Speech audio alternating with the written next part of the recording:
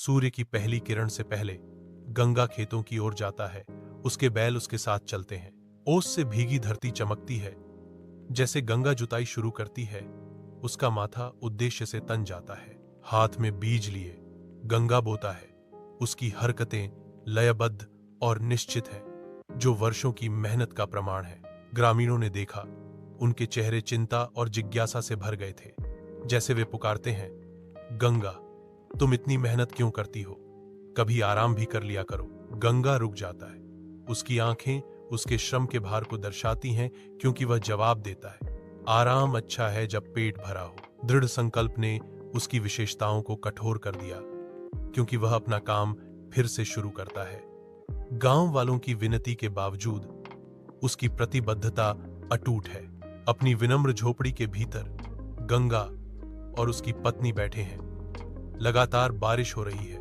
हर बूंद उनकी आशा के खिलाफ एक हथौड़े का प्रहार है। पानी छप्पर की छत से रिसता है, जो तूफान के जारी रहने पर उनकी भेद्यता की लगातार याद दिलाता है। उसकी पत्नी की आवाज डर से कांपती है।